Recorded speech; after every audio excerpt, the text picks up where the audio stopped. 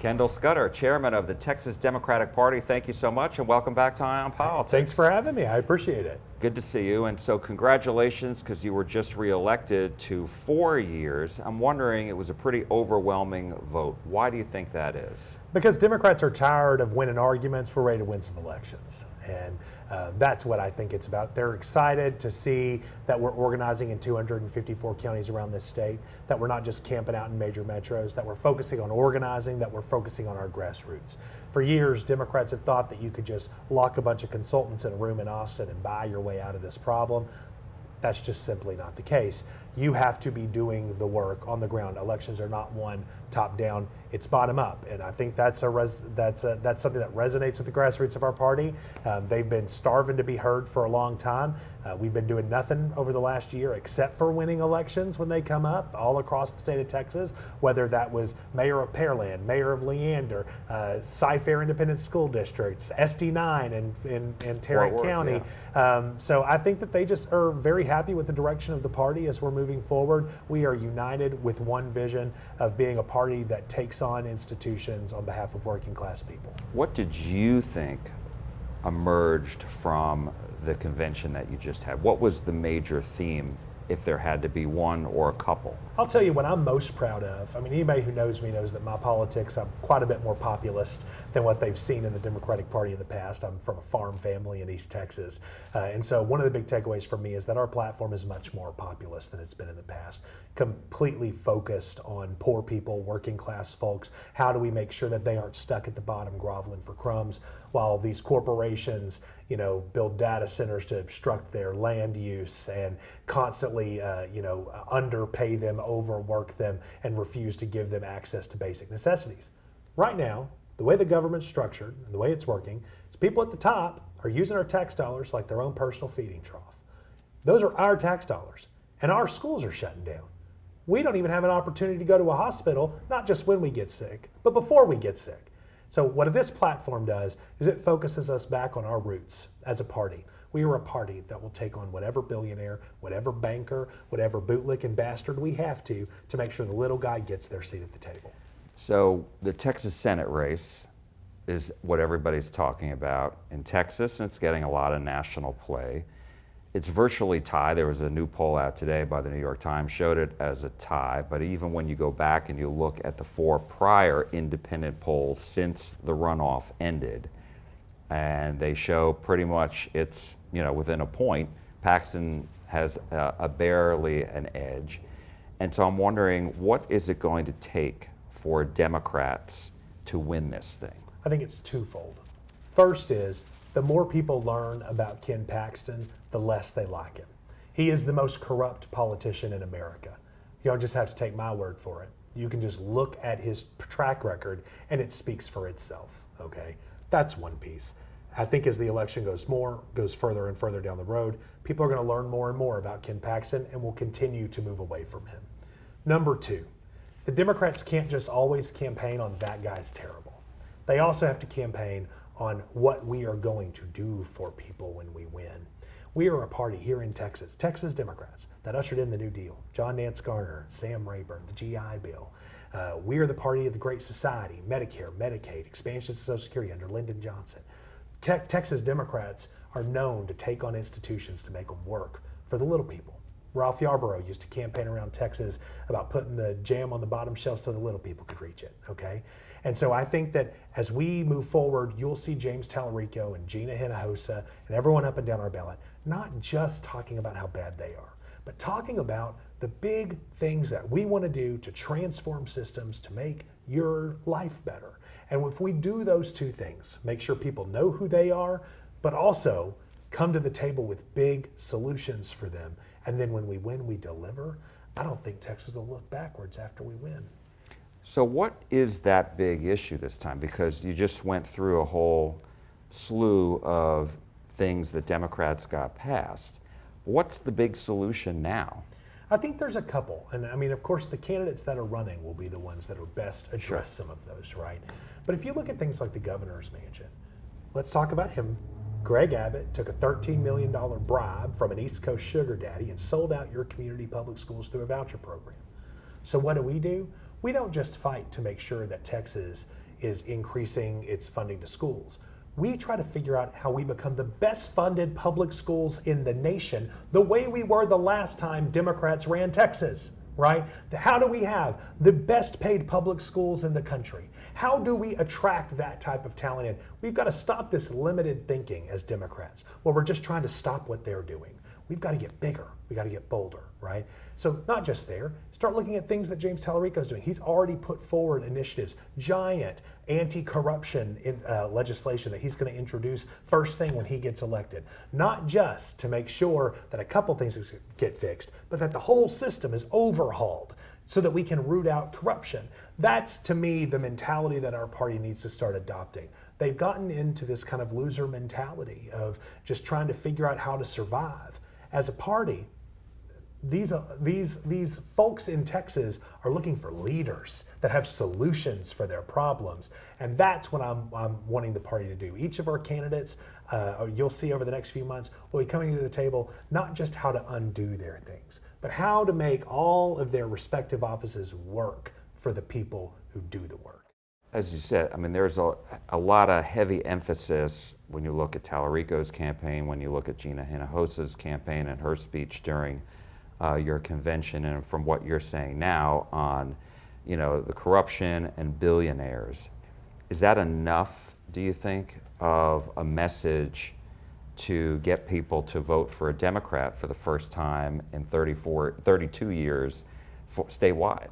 When you ask people in this country or in this state what their dreams are, their answer to you for the first time in all the polling I've seen is, I'm just trying to pay my bills.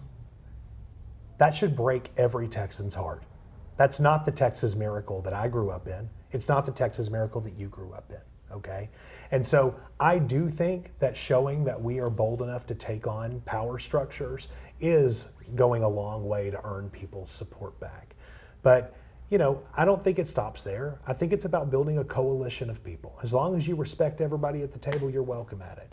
And we're going to all unite together with an understanding that the one trillionaire in the world shouldn't be running our government. That Donald Trump, as a billionaire, building a billionaire cabinet to figure out how to screw the rest of us over and take the tax dollars for themselves, is not a sustainable model, okay? All of us coming together as regular folk under the Democratic brand, which is what our brand used to be, right?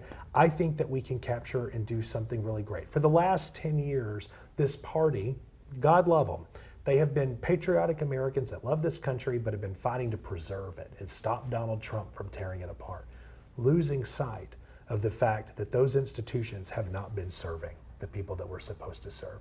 So when we're looking forward, it's not how do you rebuild a country the way that it was before Donald Trump tore it down. It's how do you rebuild a country in the image of the people that are counting on us? How can we reform to make sure that they are serving the people they were intended to serve? You, as a party, came together with the Texas Majority PAC, I believe it was. You have Blue Texas. And this PAC is funded by George Soros in part. So how do you square that message? On one hand, you need funding, right? That's how you've been able to recruit a lot of candidates this time. And you need to run a party, build an infrastructure, which you've been trying to do across the state. So on one hand, you're criticizing the billionaires, but on the other hand, you need funding from them, don't you? I am not going to let the people down who are counting on our party to meet a moment by walking into a fight with my hands tied behind my back, okay? We want a system with campaign finance reform.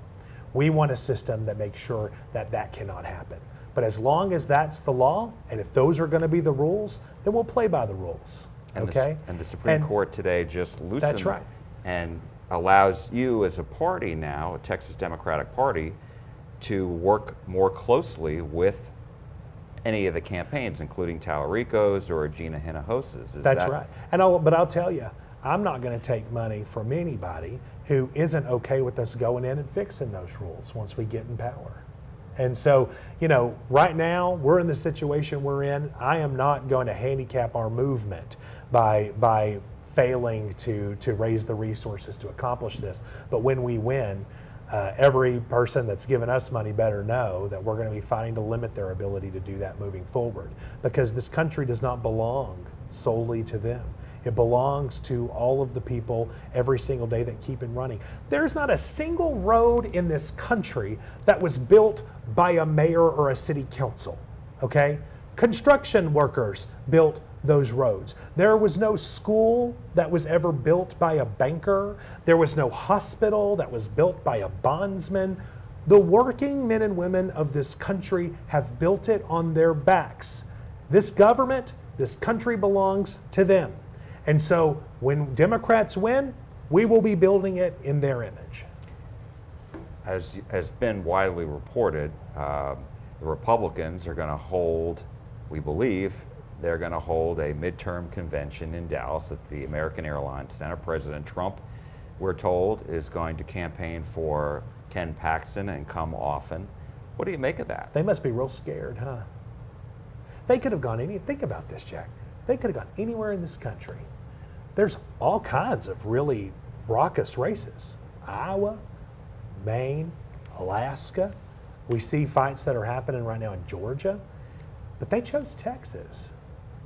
I think that should tell you something about their internal polling. Well, what does it tell you? What it tells me is that I'm, as a farm kid in East Texas, going to keep my head down. I'm going to roll up my sleeves. I'm going to work every single day like I'm 2 points down. And I don't believe pollsters decide elections. I don't believe previous elections decide elections. I think the people do. And I'm going to work like a sled dog every single day to make sure I'm delivering every single vote to the ballot box I can. That's what it tells me. Will President Trump motivate Democrats further, do you think? You know, I think he's done about all the motivating he's going to do. At this point, all he's doing is just spending his time, I guess, doing fun construction projects to bide his time in D.C., whatever he's going to do. So you're saying Democrats are moved on? I'm saying that, like, I'll just tell you, I mean, I think that for a long time, Democrats' personality has been that they don't like that guy, okay?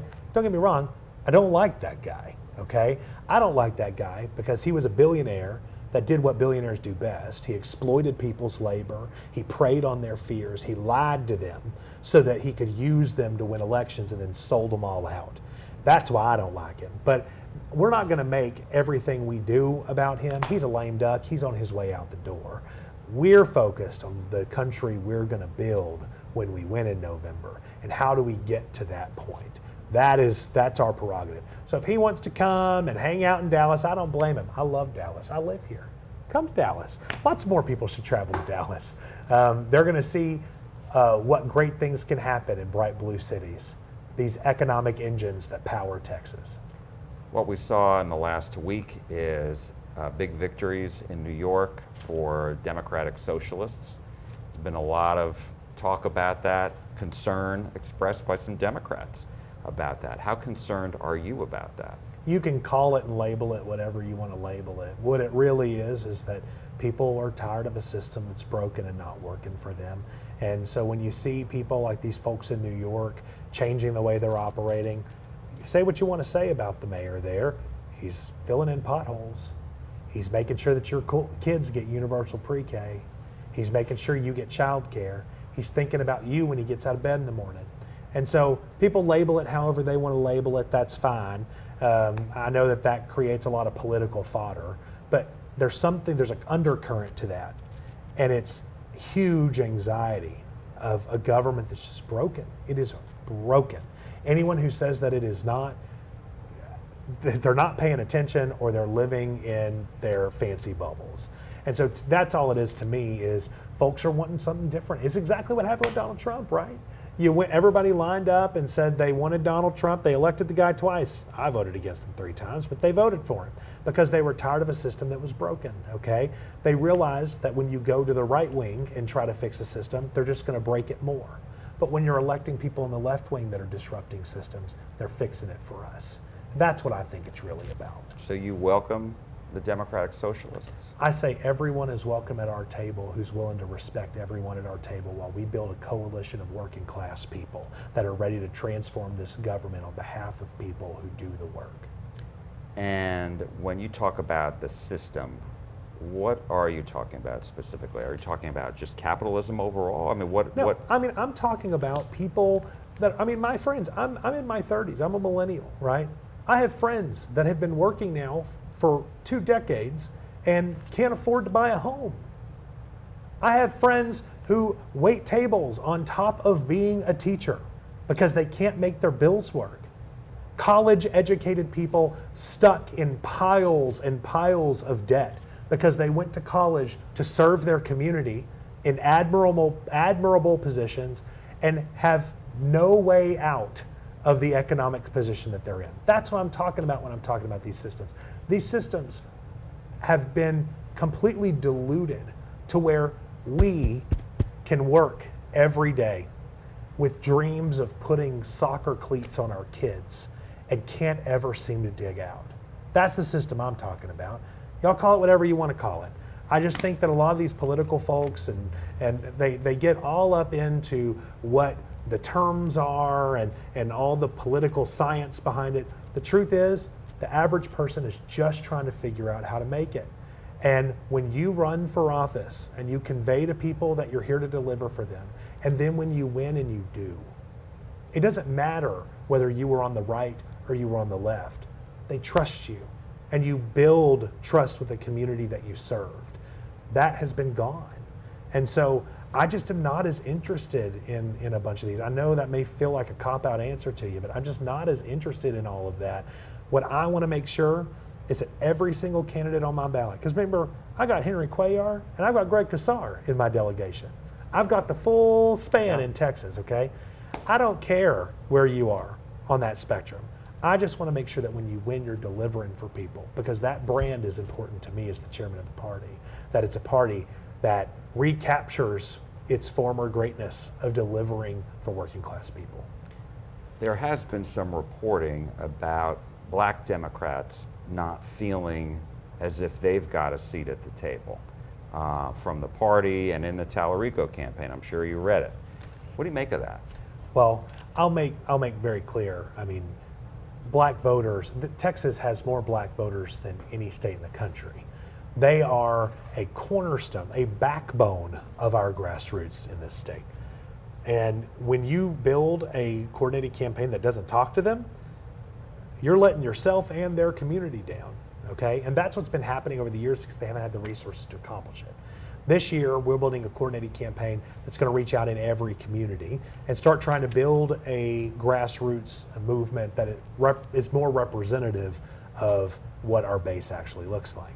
But make no mistake about it, nobody owes their vote to James Tallarico. Nobody owes their vote to the Democratic Party. That's our job. My job, James Tallarico's job, to earn those people's votes. So whatever community you're in, we have an obligation to come to your community, to talk to you about what we're delivering, and to try to earn your support back. And you're doing that? Yeah, I believe that we're in the process of working through it. I think it's started. I think we have a lot of time between now and November. I've spent a lot of time doing it. I know James has spent a lot of time doing it. All of our candidates up and down the ballot, Gina Hinojosa all the way down to Rosenthal and Maggie Ellis and our judicials. Everybody is covering this state and doing the best that we can with the resources that we have. But let me make a point right quick.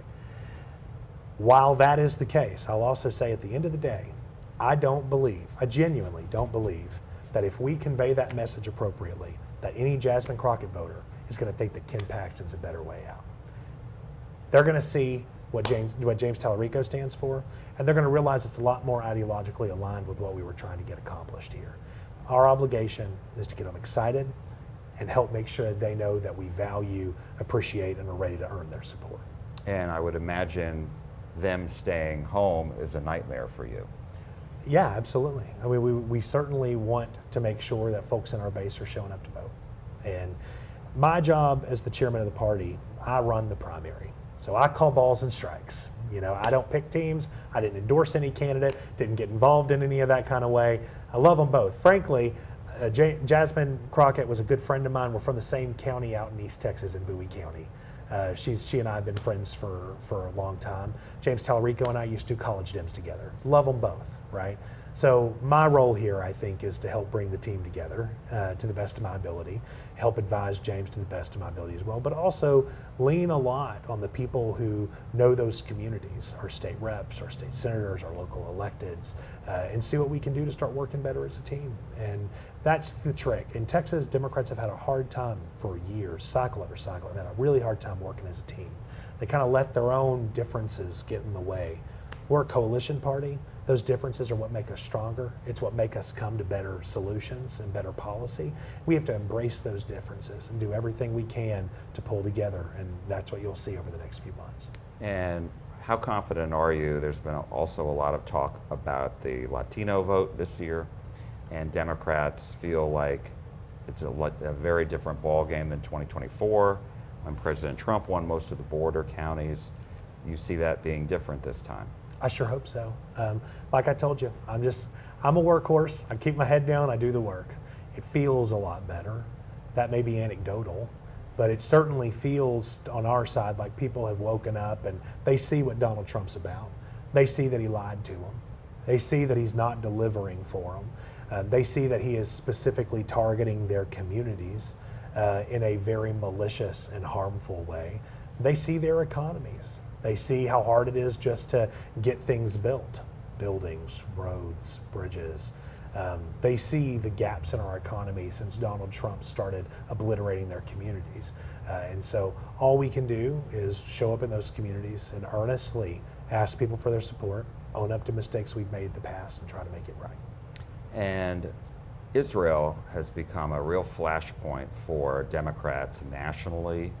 But even here in Texas, you've had debates within the Democratic Party over Israel and Palestinians, Gaza, et cetera. And so I'm wondering, has that been a concern? And have you had to personally get involved to make sure that these things don't get out of hand? So I view my role as being a referee, okay? I have my own opinions on everything. I'm a very opinionated person. You don't do politics unless you are, right? But my role is to treat everyone with fairness to the best of my ability, make sure that they know they're welcome to tables for discussions. Those discussions have certainly happened. They happened in our platform committee. They happened in our resolutions committee. We came out of our convention united. We didn't have any minority reports. We didn't have any petitions that came through. It was all of us standing up and moving forward on these issues, laser focused on November. So what I'll say is I know that that is a point of contention, particularly in the national party. At the state party, we're largely focused on state issues, and that typically doesn't involve a lot of foreign policy. But we did have things come out of our convention this year, and I think that by and large, our delegates were thrilled to see the things that came out because we didn't have a whole lot of fighting at our convention about it. There's been a lot of talk, though, nationally, just about the rising anti-Semitism in both parties, but in the Democratic Party. I mean, we should stand up against anti-Semitism every opportunity we get, just as we should stand up against any type of hate that's happening. But I do think it's important for folks to know that, you know, sometimes speaking out against a country's government isn't necessarily speaking out against an individual group of people, right? I mean, I think where everybody is doing their best to try to see what's in the best interest of this country. And as long as you respect everyone sitting at our table, you're welcome to it. And we just want to make sure that everyone within our coalition is treating each other with respect, understanding intentions, understanding when people are coming to the table, you know, what they're trying to get accomplished, and not assigning motives to people. When we do that, we're able to be more united. And I think that that's what we've been able to do when we came out of our convention, was try to unite everyone around the ideas that, you know, we have so much more in common than what we have different from each other. And this platform has just been a phenomenal document on behalf of working class people that all of us can stand on. So regardless of what side of that fight you're on, we have so much that we're bringing to the table as Texas Democrats that I believe that as a united party, we're going to be able to do great things in November. Last question, and that is the Texas Republican Party is trying to close its primaries. They may need to change state law in the next legislative session to do that. What do you think of that, and what impact would that have on the Texas Democratic Party, if any? If Republicans want to have a country club primary, they're welcome to do that, where they only let special certain people participate in it. Well, good for them. To the extent that I have the authority to make that decision, we're not closing our primaries. Every Texan is welcome to participate. They're welcome to our table as we move forward. So they're welcome to do all of that, just as if they want to limit voting rights and voting locations within their own primary, they're welcome to do it. They shouldn't have a right to do that to us. We, as a party, should be able to govern our own primary. We should have the opportunity to lead those because they're private primaries, right? Ours just happens to be open to the public. And so whatever they want to do, good on them. Go for it. We don't intend to do that. We're going to allow Texas to participate in our process. Kendall Scudder, Chairman of the Texas Democratic Party, thank you so much. Thanks so much for having me. We appreciate it.